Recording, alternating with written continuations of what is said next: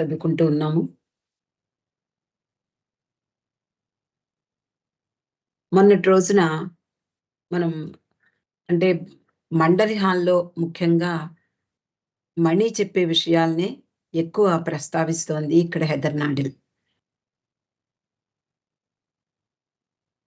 బాబా ప్రేమికులుగా బాబాను దర్శించుకోవడానికి వచ్చినటువంటి మెహరాబాద్ వచ్చి మెహరాజాద్ వచ్చినటువంటి ప్రేమికులు అందరూ మండలి హాల్‌లో ఇరిచ్ అలాగే మణి మొదలైనటువంటి వాళ్ళందరినీ కలుసుకునేవారు. వాళ్ళ ద్వారా బాబా విషయాల్ని తెలుసుకునేందుకు చాలా ఉత్సాహం చూపించేవారు. వాళ్ళ ఆసక్తిని గమనించి ఈ మణి ఎన్నో విషయాలు ఎక్కడెక్కడవో, ఎప్పుడో జరిగినటువంటి విషయాలన్నీ కూడా వాళ్ళకి పూసగుచ్చినట్లు చెప్పేది. అలాగే మణి గురించి విషయాలు మనకందరికీ తెలుసు.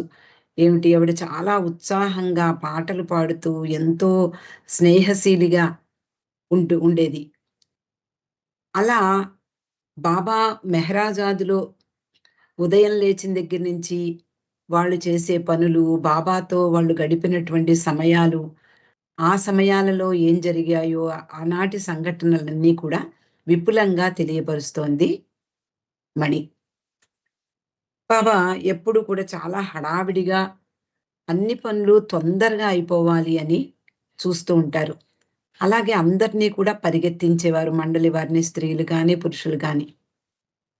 ఈ హడావిడిలో తమాషా సంఘటనలు కూడా జరుగుతూ ఉండేవి. అలాగే మండలి వారు ముఖ్యంగా స్త్రీ మండలి వారికి ఎన్నో పాఠాలు నేర్పారు. అంటే ఏదో ప్రవచనాలు చెప్పి మీరిలా ఉండాలి, ఆశ్రమంలో ఇలా ఉండాలి, అలా ఉండాలి, లేదా ఒక సన్యాస జీవితం అంటే ఇది అనేది బాబా ఎప్పుడూ చెప్పలేదు.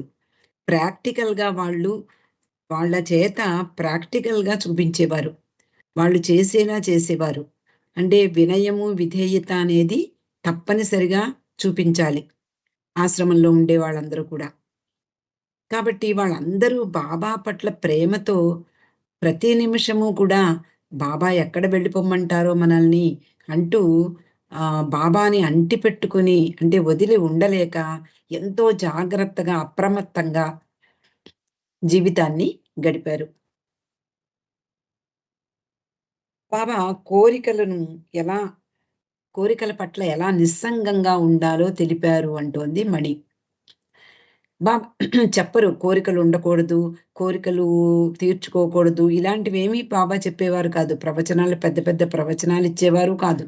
కానీ ప్రాక్టికల్‌గా మానవ మనసుల్ని ఎలా మేలుకొలపాలో అలా మేలుకొలిపి వాళ్ళందరిలో ఆధ్యాత్మిక అవగాహన పెంపొందింపచేసేవారు.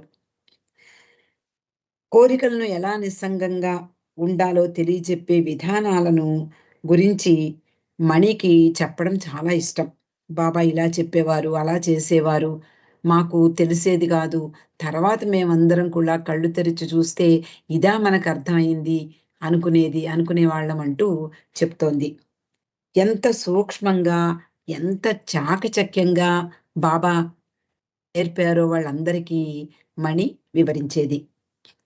కొన్నిసార్లు సాధారణంగా మనకందరికీ తెలుసు బాబా ఆశ్రమంలో ముఖ్యంగా తొలి రోజుల్లో, తర్వాతి రోజుల్లో కొంచెం ఆహ్, మంచి ఆహారం తినేవారు. కానీ మొదటి రోజుల్లో పప్పు, అన్నము, రాత్రి కూర, చపాతీ తప్ప వేరే ఏమీ తినేవారు కాదు. అప్పుడప్పుడు వాళ్ళకి మంచి వినోదాలు, అలాగే విందులు కూడా ఏర్పాటు చేసేవారు. ఈ మెహరాజాద్‌లో చివరి సంవత్సరాల్లో ఉన్నప్పుడు కొన్నిసార్లు బాబా బాబాకు ఎవరో వచ్చి, "బాబా మీ అందరికీ మేము విందు ఏర్పాటు చేయబోతున్నాము. అంగీకరిస్తారా?" అని అడిగినప్పుడు బాబా సరే అని ఒప్పుకునేవారు. చాలా రోజుల ముందే మండలి వారందరికీ చెప్పి పెట్టేవారు. "జాగ్రత్త ఈరోజు మనకి మంచి విందు భోజనం వస్తోంది. సరిగ్గా తినండి" అని వాళ్ళందరిని ముందరే చెప్పి పెట్టేవారు. దాని గురించి అలా రోజూ చెప్తూనే ఉండేవారు. అలా చెప్తున్న కొద్దీ మా స్త్రీలందరికీ కూడా దాని మీద ఆసక్తి ఏర్పడేది. వాళ్ళ దృష్టంతా విందు భోజనం మీదే ఉండేది. ఆ రోజు వస్తుంది. ప్రతి ఒక్కరి ఆలోచనలు పూర్తిగా ఆ భోజనం మీదే ఉంటాయి. అందరూ కూడా ఎప్పుడెప్పుడు భోజనం చేద్దామా అని ఎదురు చూస్తూ ఉంటారు. కానీ వాళ్ళు పూర్తిగా దాన్ని ఆస్వాదిస్తారా? పూర్తిగా భోజనం అంటే హృదయపూర్వకంగా అంటే మనస్ఫూర్తిగా భోజనం చెయ్యగలరా? లేదా? అనేది మనం చెప్పలేం. అలాంటి సంఘటనలు జరుగుతూ ఉండేవి. ఒకసారి ఒక బాబా ప్రేమికుడు వచ్చి అందరికీ నేను పులావ్ తీసుకొస్తాను బాబా అని అడగడం జరిగింది. బాబా సరే అన్నారు. స్త్రీలందరికీ కూడా చెప్పారు. ఫలానా రోజు ఒకతను పులావ్ తీసుకొస్తాడు అని చెప్పారు. అందరికీ చెప్పి, వారందరూ కూడా ఎప్పుడెప్పుడొస్తుంది ఆ రోజు. మనం సాధారణంగా ఏదైనా పెళ్ళిళ్ళకి వెళ్తాము. ఆహ్, అలాగే మంచి విందులకు వెళ్ళాల్సిన పరిస్థితి ఏర్పడుతుంది. అప్పుడు మనమందరం గూడా చాలా జాగ్రత్తగా ఫలానా రోజు కదా! దానికి ఏర్పాట్లు కూడా చేసుకుంటూ ఉంటాం. ఆ విధంగానే మండలి వారు కూడా, స్త్రీ మండలి వారు కూడా ఎప్పుడెప్పుడా అని ఎదురు చూడటం మొదలుపెట్టారు. ఆ రోజు వచ్చింది లంచ్ టైమ్ అయిపోయింది. బాబాతో పాటు అందరూ స్త్రీలందరూ కూడా టేబుల్ దగ్గర కూర్చుని ఉన్నారు. పులావ్ కొరకు వేచి ఉన్నారు. కాసేపయింది. బాబా ఎందుకు ఇంత ఆలస్యమైంది? ఎందుకింకా అతడు రాలేదు? అని ప్రశ్నించారు. ఎవరికి తెలుస్తుంది? అతడు ఎందుకు ఆలస్యమైందో వాళ్ళెవరికీ తెలిసే అవకాశం లేదు. బాబా ఇలా చెప్పి వాళ్ళందరిలో ఒక టెన్షన్ క్రియేట్ చేసేవారట. టెన్షన్ అంటే అసలు వస్తుందా? రాదా? నిజంగా చెప్పాడా? లేదా? ఇలాంటి ఆలోచనలు కూడా వస్తాయి. సరే కాసేపటికి అతడు రావడం జరుగుతుంది. అక్కడ పులావ్ తీసుకొచ్చి ఇస్తాడు. అందరూ కూడా టేబుల్ దగ్గర కూర్చుంటారు. మెహరా బాబాకు వడ్డిస్తుంది. ఆ తర్వాత మిగిలిన మండలి వారందరూ కూడా వాళ్ళ ప్లేట్‌లలో వడ్డించుకుంటారు. ఇలా అందరూ కూడా వడ్డించుకున్నారు. ఆ సమయంలో మణి చెప్తోంది గదా! పొగలు కక్కుతోందది. చాలా వేడిగా ఉంది. అప్పుడే తయారు చేసి తాజా సువాసనలు వెదజల్లుతోంది. బాబా తినడం ప్రారంభించాక వీళ్ళందరూ కూడా తినడం ప్రారంభిస్తారు. వెయిట్ చేస్తున్నారు బాబా ఎప్పుడు స్టార్ట్ చేస్తారా అని. ముందేమో మృష్టాన్న భోజనం ఉంది. అది తింటారో తినరో అంటే పళ్ళల్లో వచ్చి ఉన్నది కూడా తింటారు, తినరు అనే దానికి గ్యారంటీ లేదు మండలివారు. బాబా ఇంకా మొదలుపెట్టలేదు. దానికి బదులు నాజా అని పిలిచారు. పులావ్ మండలి వారికి అంటే పురుషులు కట్టేబెట్టావా? లేదా ఇంకొకళ్ళ కట్టేబెట్టావా? లేదా సేవకులు కట్టేబెట్టావా? ఇలా అడగడం మొదలుపెట్టారు. పెట్టాను బాబా అంటే, అలా కాదు నిజంగా పెట్టావా లేదా? అంటే నాజా వెళ్ళి లోపలికి వెళ్ళి ఆ పాత్రలు కూడా తీసుకొచ్చి, ఇదిగో నేను అట్టే పెట్టాను చూడు అని చెప్పి చూపించేది. అలా అడుగుతుంటే మళ్ళీ నాజా తీసుకురావడము, ఇదిగో బాబా అందరికీ సరిపోతుంది అని చెప్పి మళ్ళీ వంటగింట్లోకి వెళ్ళడము ఇలా జరుగుతోంది. ఈలోగా వేడి వేడిగా ఉన్నటువంటి ఆ పులావ్ కాస్త చల్లారిపోయింది, చప్పబడిపోయింది. వేడిగా కొన్ని కొన్ని కొన్ని పదార్థాలు వేడిగా ఉన్నప్పుడే రుచిగా ఉంటాయి. అలా ఆ సమయానికి అంటే వాళ్ళు తినే సమయానికి చాలా చప్పగా రుచి, వాసన లేకుండా అయిపోయాయి. అది వాళ్ళ విందు. ఇలా ఉండేవి మెహరాజాద్‌లో బాబా చెప్పేటటువంటి నిజానికి ఇక్కడ జరిగిందేమిటి అంటే, దేని పట్ల ఆసక్తి లేకుండా మనకి అంటే దేని పట్ల కోరిక లేకుండా, దేని పట్ల ఇప్పుడు కోరిక ఉన్నప్పుడే గదా! దాని కోసం వెయిట్ చేయడం అనేది జరుగుతుంది. కాబట్టి అలాంటి పరిస్థితిని బాబా ఎంతో చాకచక్యంగా మండలి వారందరికీ కూడా పాఠాలు నేర్పేవారు. వాటి మీద డిటాచ్డ్‌గా ఉండడం నేర్పేవారు. సరే మరొక విషయాన్ని మణి ప్రస్తావించింది. బాబాకి వినోదం అంటే చాలా ఇష్టం. ఆయన యొక్క విశ్వ కార్యక్రమ భారాన్ని తగ్గించుకునేందుకు అనేక సార్లు అందరినీ వినోదం పంచమనేవారు. ముఖ్యంగా మణి చేత అనేక సార్లు ఆయన చిన్న చిన్న స్కిట్‌లు తయారు చేయమని, తర్వాత ప్రదర్శించమని చెప్పేవారు.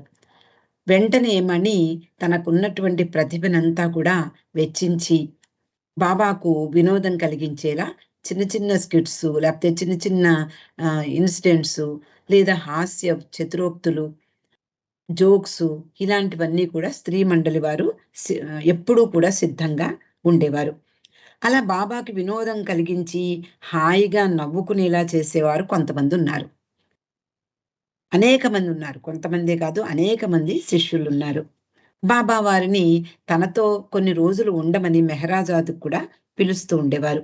వాళ్ళు వచ్చి కొన్నాళ్ళు బాబాతో ఉంటూ, స్త్రీ మండలి వారితో ఉంటూ, పురుషులైతే పురుష మండలి వారితో ఉంటూ, జోక్స్ చెప్తూ బాబాని అలరించేవారు. కథలు చెప్పేవారు. హాస్యంతో బాబాను నవ్వించేవారు. అలా బాబా తన కార్యభారాన్ని తగ్గించుకునేవారు. బాబాకి పూర్తిగా అంటే బాబా నవ్వేలాగా హాస్యంగా మాట్లాడే ఒక వ్యక్తి గురించి ఇక్కడ మణి ప్రస్తావిస్తోంది. ఆమె చాలా ఆసక్తికరమైనటువంటి విషయం ఇది. ఏమిటి అంటే ఆమె పేరు ధున్. ధున్ అనేది మనం మీకు గుర్తుండి ఉంటే చాలా రోజుల కిందట చదువుకున్నాం. హోమీ సాథా పిల్లల గురించి చదువుకుంటూ ధున్ గురించి కూడా చెప్పుకున్నాం. హోమీ సాతా కుటుంబంలో హోమీ అనేటటువంటి సోదరుడు ఉండేవాడు. అతనికి పిల్లలు నలుగురు. ముగ్గురు కూడా మస్క్యులర్ డిస్ట్రోఫీ అంటే కండరాల వ్యాధితో బాధపడేవారు. చంటి పిల్లలకి ఆ వ్యాధి సోకింది. అందరూ కూడా అంటే వాళ్ళిద్దరూ తల్లి, తండ్రి కూడా చాలా బాధపడ్డారు. కానీ బాబాను ఏనాడు కూడా ప్రశ్నించలేదు. ఏమిటి బాబా ఇలా చేశావు? మా పిల్లలు ఇంతేనా జీవితం అంతా అని ఎప్పుడూ కూడా బాబాని వాళ్ళు ప్రశ్నించలేదు.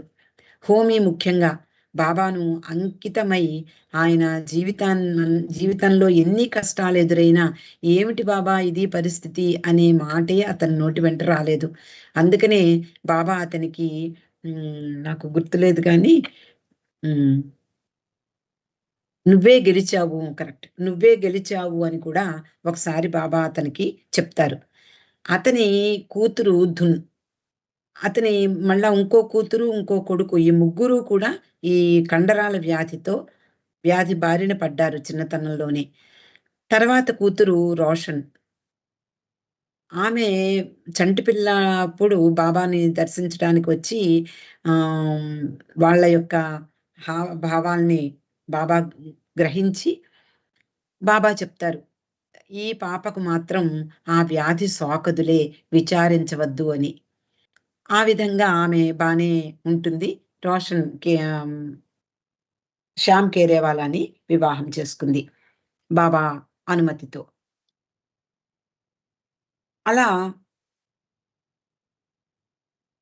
ఈమె ధున్ గురించి మనం చెప్పుకుంటున్నాం. వాళ్ళ పిల్లల్లో ఒకరైనటువంటి ఆ ధున్ బాబాను చాలా అలరించేదిట.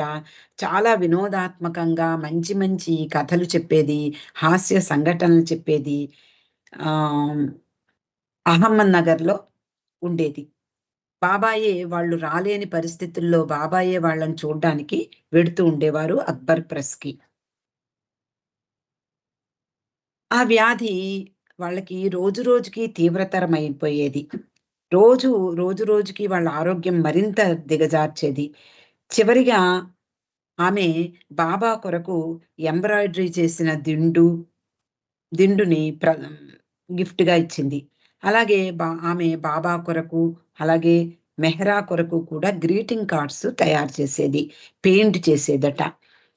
ఒకసారి ఒక గులాబీ పువ్వుని పెయింట్ చేసి పంపినటువంటి కార్డుని మణి చూసి ఆశ్చర్యపోయింది. నిజమైనటువంటి గులాబీ ఎంత అందంగా ఉంటుందో అలా ఉందిట ఆమె పెయింటింగ్. ఎంత గొప్పగా చేసింది అని అనుకుంది మణి. ఆ విషయాన్ని మండలి హాల్‌లో చెప్తూ ఇప్పుడు ఆమె కదలలేని స్థితిలో ఉంది. అంటే ఏమాత్రం కదలికలు ఉన్నా అంటే ఆ కదలికలు లేకుండా అయిపోతుంది ఆ వ్యాధి కారణంగా. అలా అందరూ కూడా మంచానికే పరిమితం అయిపోయేవారు. మంచం మించి లేవదీయాలంటే మనిషి కావాలి. కూర్చోవడానికి కూడా శక్తి ఉండేది కాదు. కూర్చోవడానికి కూడా అవకాశం ఉండేది కాదు వాళ్ళకి. అంటే పడుకోబెడితే కూడా అటు ఇటు తిరిగేటటువంటి ఎంత బాధాకరమైనటువంటి విషయమో. అయినా బాబా పట్ల ఆ పిల్లల ప్రేమ అందరూ కూడా తల్లి, తండ్రి అలాగే పిల్లలు ఎంతో ప్రేమను వ్యక్తం చేసేవారు. అలా ఆమె కదలగలిగినటువంటి స్థితిలో బాబాకు గ్రీటింగ్ కార్డ్స్ బాబా బర్త్‌డేకి గ్రీటింగ్ కార్డ్స్ తయారు చేసి పంపించేది. అలాగే మెహరాకు కూడా పంపించేది. మణి చెప్పేటటువంటి ఆ సమయంలో కదలలేని పరిస్థితికి వచ్చేసింది. కుర్చీకే పరిమితమై లేదా టేబుల్ మీద వాలి దాని ఆసరాతో కూర్చునేదట. కానీ ఆమె ఎప్పుడూ కూడా నాకు బాబా ఉన్నారు. బాబా నాకేమిచ్చారో మీకెవ్వరికీ తెలియదు అనేదట. ఎంత ధైర్యము, ఎంత స్థైర్యము అందులో బాబా పట్ల ఎంతటి విశ్వాసమో మనకర్థమవుతుంది ఆ మాటల్లో. మణి అనేది ధున్ నువ్వు నిజంగా అదృష్టవంతురాలివి. బాబా పైనే పూర్తిగా ఆధారపడి జీవిస్తున్నావు అని మణి ఆమెను ప్రశంసించింది. ఆమె అవును. నేను హాయిగా, ఆరోగ్యంగా ఉంటే బాబాకు ఎంత దూరంగా ఉండిపోయేదాన్నో కదా! ఆరోగ్యం బాలేని కారణంగా ఆయనకు మరింతగా దగ్గరగా ఉన్నాను. ఎక్కడో మూల ఉండేదాన్నేమో అంతా బాగుంటే అని తన ఆరోగ్యం తన అనారోగ్యం బాబా దగ్గరకు చేర్చింది అనడానికి దానికి సంతోషిస్తూ బాబా దగ్గరగా ఉంటున్నాను అని ఎంతో ఆనందంగా చెప్పేది. ఆమె మంచి మంచి దుస్తుల్ని ఇష్టపడేది. అంటే ఎంత అనారోగ్యంగా ఉన్నా కూడా ఆమె యొక్క ఇష్టాలను వ్యక్తం చేసేదిట. అలాగే ధరించే దుస్తులు ఏదైనా వాళ్ళ ఇంట్లో ఆ రోజుల్లో చాలా తక్కువ దుస్తులుండేవి అందరికీ తెలుసు. ఆ ఉన్న దుస్తుల్లోనే మంచి దుస్తుల్ని ఎన్నుకునేది. నాకిదే కావాలి అనేది. అలాగే కర్చీఫ్ కూడా మ్యాచింగ్ చూసుకునేది. అలాగే సెంట్ ఏ సెంటు వేసుకోవాలో ఆమె నిర్ణయించుకునేది. ఇలా ఒక డాన్సర్‌లా చక్కగా అన్నీ సెలెక్ట్ చేసుకొని ఉండేది. పాపం ఆమె తనకు తానుగా కూర్చోలేదు. పడుకోపెట్టినా అటు ఇటు కదల్లేదు. పెదవులు కూడా మాట్లాడాలి అంటే 2 కలిసి పనిచేయడం చాలా కష్టమవుతుంది. అలా 2 పెదవులు ఒక దగ్గరికి తీసుకొచ్చి ఒక మాటను ఉచ్చరించడానికి ఆమె చాలా కష్టపడుతుంది. ఎలాంటి అంగవైకల్యంతో ఉన్నా కూడా ఆమె కార్డ్స్, హాస్యంతో ఉత్తరాలు వ్రాస్తూ ఉండేది. ప్రేమ కారణంగా ఏదో చేతనైనంత కష్టపడి తన ప్రేమను ప్రభువుకు సమర్పించుకునేది. ప్రతి సంవత్సరం బాబా జన్మదినానికి ప్రపంచంలోని బాబా ప్రేమికుల నుండి అనేకమైనటువంటి టెలిగ్రామ్స్ వచ్చేవి, కేబుల్స్ వచ్చేవి, గ్రీటింగ్ కార్డ్స్ వచ్చేవి, లెటర్స్ వచ్చేవి. ఇవన్నీ స్త్రీ మండలి వారు ఉదయానికి బాబా బర్త్‌డే రోజుకి ముందు రోజే రాత్రి అన్నిటిని టేబుల్ మీద సర్ది ఉంచేవారు. అలాగే డైనింగ్ టేబుల్ అలాగే రూమ్స్, మెహరాజా అదంతా కూడా ఎంతో చక్కగా అలంకరించేవారు. బాబా జన్మదినం రోజు ఉదయం 5 గంటలకి ముందే ఒక 5 నిమిషాల ముందే బాబా చెప్పినట్లుగా స్త్రీ మండలి వారందరూ కూడా బాబా గదిలోకి వెళ్ళేవారు. బాబాని గ్రీట్ చేసేవారు. బాబా సూచించినట్లుగా అవతార్ మెహర్ బాబాకి జై అంటూ 7 సార్లు గట్టిగా ఉచ్చరించేవాళ్ళు. తర్వాత బాబా మెహరా చేయి పట్టుకుని కొత్త పింక్ కోట్ వేసుకునేవారు. డైనింగ్ రూమ్‌లోకి వస్తూ ఉండేవారు. అలా నడిచి వస్తున్నప్పుడు మణి ముందరే వెళ్ళి బాబా కొరకు సిట్టింగ్ రూమ్‌లో ఉన్న గ్రామ్‌ఫోన్‌ని తీసుకొచ్చి సిద్ధంగా ఉండేది. బాబాతో వచ్చేవారు అందరూ కూడా కలిసి హ్యాపీ బర్త్‌డే టు యూ అంటూ బాబాకి గ్రీటింగ్స్ చెప్పేవారు. Happy birthday to you, happy birthday my darling, happy birthday to you అంటూ ఈ పాటను ప్లే చేసేది మణి. డైనింగ్ టేబుల్ మీద ప్రేమికుల దగ్గర నుండి వచ్చినటువంటి కార్డ్స్ అందరూ కూడా ముందు రోజు రాత్రే ఏర్పాటు చేసేవారు. అదంతా డెకరేట్ చేసేవారు. చాలా అందంగా తీర్చిదిద్దేవారు. ప్రతి కార్డ్‌ని మణి చదువుతూ ఉండేది. తర్వాత మణి కానీ, ఇరిచ్ కానీ బాబాకు పంపిన గ్రీటింగ్స్ అన్నీ కూడా చదివేవాళ్ళు. ప్రతి గ్రీటింగ్‌ని, ప్రతి పదాన్ని బాబా వినేవారట. ఎవరు ప్రేమతో ప్రతి విషయాన్ని వింటారు. అలా కానీ బాబా మాత్రం ప్రతి పదాన్ని జాగ్రత్తగా ఉచ్చరించమనేవారు. వాళ్ళు రాసినటువంటి విషయాలను ఆనందంగా స్వీకరించేవారు. మణి ఆ ఉత్తరాలను తీసి, ఇది ఫలానా, ఇది మెట్టిల్ బీచ్ నుండి వచ్చింది, ఇది అవతార్స్ అబోర్డ్ నుంచి వచ్చింది, ఇది బిల్లీ పేజీ పంపించాడు. ఇలా అన్నీ వరసగా చదువుతూ ఉండేది. అందులో ధున్ పంపిన కార్డ్ వచ్చినప్పుడు, ఇది ధున్ పంపింది బాబా అనగానే, బాబా ఎంతో ఆసక్తిగా రీడ్, రీడ్ ఇట్ అనేవారట. ఆమె పంపిన ఉత్తరం బాబా బర్త్‌డే ఉదయం డైనింగ్ టేబుల్ దగ్గరే చదువుపడేది. ఆయన ఎంతో ముసిముసిగా నవ్వుకుంటూ ఎంతో ఆనందించేవారు ఆ ఉత్తరాన్ని. ధున్ నిజంగా చమత్కారి. ఆమె ఆనాటి ఉదయాన్నంతా కూడా హాస్యభరితంగా ఉంచేలా ఆమె ఉత్తరం రాసేది. బాబా కొరకు ఆమె పాడేది. అంటే కొన్ని సంవత్సరాల క్రిందటి వరకు బాబా కోసం పాడేది కూడా. అందమైన గ్రీటింగ్ కార్డ్స్ తయారు చేసేది. ఇప్పుడు ఆమె చిన్న ఉత్తరం రాయాలన్నా 3 రోజులు శ్రమ పడాలట. అంటే చేతులు ఏవీ పని చెయ్యవు. ఒక చేతిని పట్టుకుని ఇంకో చేతితోటి వ్రాయడానికి 3 రోజులు పడుతుంది అంటూ హృదయపు లోతుల నుండి వ్రాసేది. ఆమె చేతులు కదిలేవి కావు. రెండో చేతితో ఈ చేతిని పట్టుకున్నా కూడా చాలా కష్టంగా ఉండేది రాయడం. అయినా ఆమె అదృష్టవంతురాలు. బాధ అనేది బ్లెస్సింగ్‌గా మారింది ఆవిడకి అంటోంది మణి. మణి ఆశ్చర్యపోయేది. నిజానికి ఆమె పొందినదేమిటి? ఈ బాధ తప్ప ఆమె పొందినది ఏముంది అని ఆశ్చర్యపోయేది మణి. అలా భావించేలా చేసేదేమిటి? ఎందుకు బాబా పట్ల అంతటి ప్రేమ వ్యక్తం చేసేది ఆమె అంటే, బాబా ప్రేమయే కారణం అని మణి కంక్లూడ్ చేసింది. తర్వాత మ్యూజిక్, సంగీతం. సంగీతం గురించి మనమందరం కూడా ఎప్పుడూ కూడా మనము కీర్తనలు ఎందుకు పాడతాము? బాబాను సంతోషపెట్టడానికి.